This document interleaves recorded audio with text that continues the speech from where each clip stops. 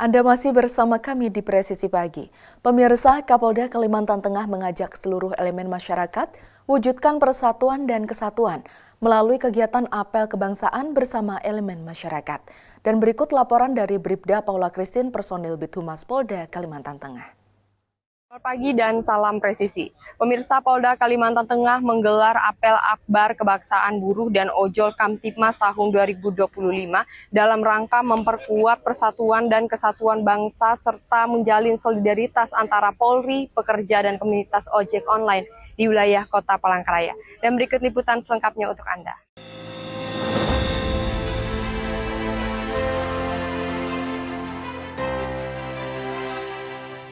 Polda Kalimantan Tengah menunjukkan komitmennya dalam memelihara keamanan dan ketertiban masyarakat dengan menggelar apel kebangsaan yang berlangsung di lapangan Barigas, Mapolda Kalimantan Tengah pada Selasa 4 November 2025. Acara ini menjadi momentum penting untuk mempererat sinergi antara aparat kepolisian dengan seluruh elemen masyarakat. Apel tersebut dihadiri oleh Wakapolda Kalimantan Tengah Brigjen Pol Rahmat Setiadi, sejumlah pejabat utama Polda Kalimantan Tengah serta ratusan perwakilan masyarakat umum, termasuk buruh, komunitas ojek online, berbagai organisasi kemasyarakatan, dan organisasi kepemudaan di Provinsi Kalimantan Tengah. Apel kebangsaan ini bukan sekadar rutinitas, melainkan wujud nyata komitmen bersama dalam menjaga stabilitas dan harmoni sosial. Sinergi dan kemitraan antara Polri dengan masyarakat harus terus dijaga, dipelihara, dan bahkan ditingkatkan demi terwujudnya Kamtibmas yang kondusif. Kegiatan ini sekaligus menggarisbawahi pentingnya kolaborasi yang terjalin erat antara aparat kepolisian dengan masyarakat. Kapolda Kalimantan Tengah Irjen Pol Iwan Kurniawan mengajak seluruh lapisan masyarakat untuk menjunjung tinggi nilai-nilai persatuan dan kesatuan yang menjadi fondasi kehidupan sosial di Kalimantan Tengah sebagaimana tercermin dalam falsafah Huma Betang. Polda Kalimantan Tengah menyelenggarakan apel kebangsaan, di mana apel kebangsaan ini diikuti oleh beberapa elemen masyarakat. Yang pertama ada buruh, kedua ada dari komunitas ojek online, kemudian juga ada dari organisasi kemasyarakatan maupun dari OKP. Dan tadi sudah perwakilan dari beberapa wilayah sudah hadir semua ke Polda Kalimantan Tengah. Tujuannya di sini kita untuk tetap mempererat kemitraan antara Polri dengan masyarakat. Yang selama ini sudah terjalin dengan baik, ini tetap harus dipelihara dan bahkan harus ditingkatkan. Tujuan utamanya saya mengajak seluruh elemen masyarakat tersebut untuk bersama-sama menjaga persatuan, kesatuan, kebersamaan, persaudaraan. Ya, kalau di Kalimantan Tengah ini mendasari dengan falsafah Huma Betang.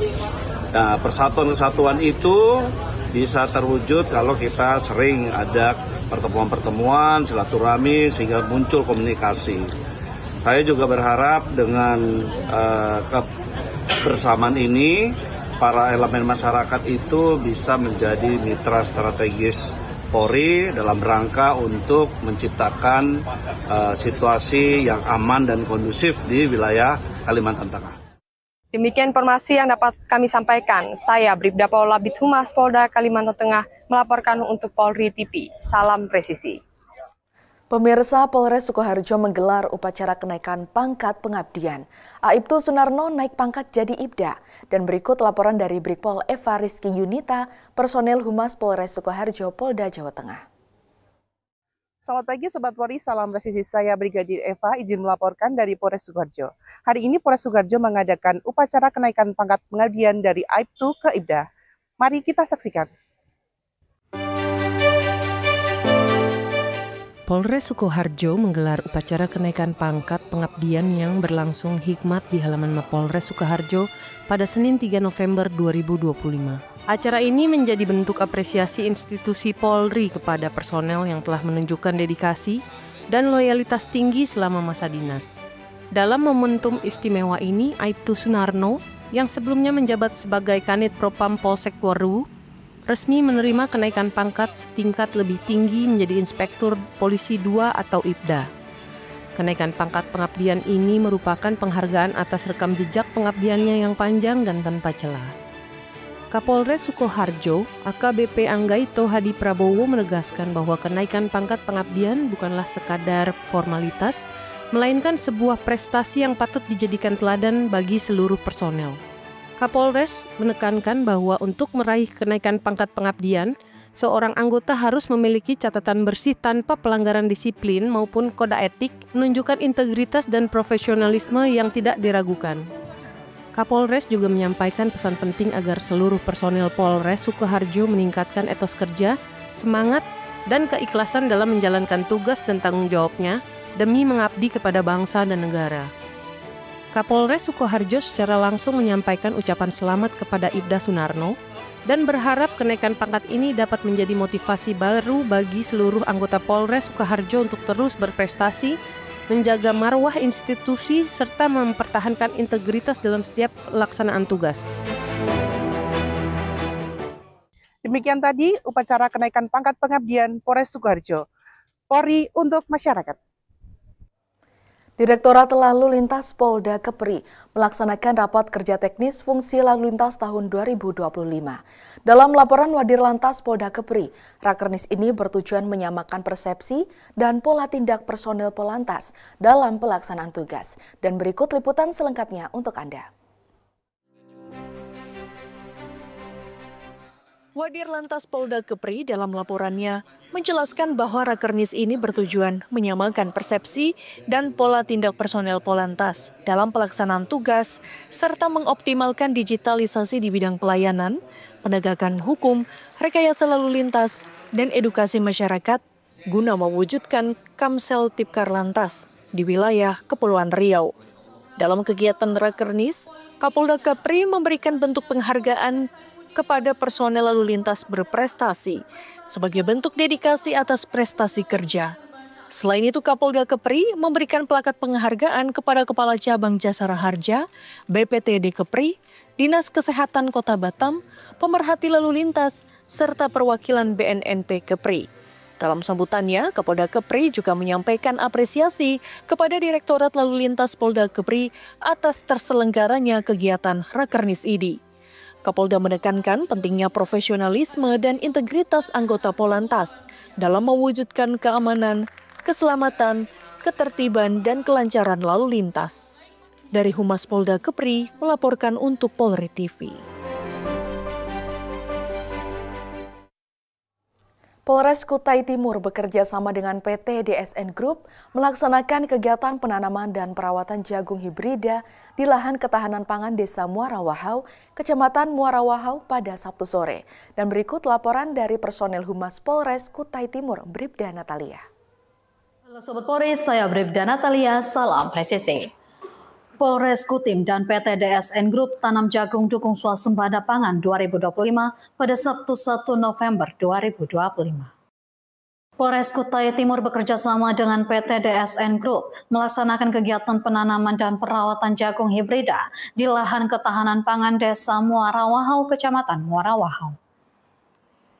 Kegiatan ini merupakan bagian dari dukungan terhadap program swasembada pangan tahun 2025 dan sinergi antar aparat kepolisian dengan sektor wisata. Kapolres Kutai Timur AKBP Fauzan Arianto mengatakan kegiatan ini merupakan wujud komitmen Polres Kutim dalam mendukung ketahanan pangan nasional sekaligus mendorong partisipasi pihak swasta dalam pembangunan pertanian. Kegiatan ini dihadiri oleh Wakapolres Kutai Timur, Kabak SDM, Kasat Sabara, Kapolsek Muara Wahau, Kapolsek Kongbeng, serta 30 personel Polres Kutai Timur. Dari pihak PT DSN Group, hadir manajemen dari 5 perusahaan anak, yakni PT Swakarsa Sinar Sentosa, PT Dharma Agrotama Nusantara, PT Dharma Inti Sawit Nugraha, PT Dewata Sawit Nusantara, dan PT Kapas beserta 20 karyawan.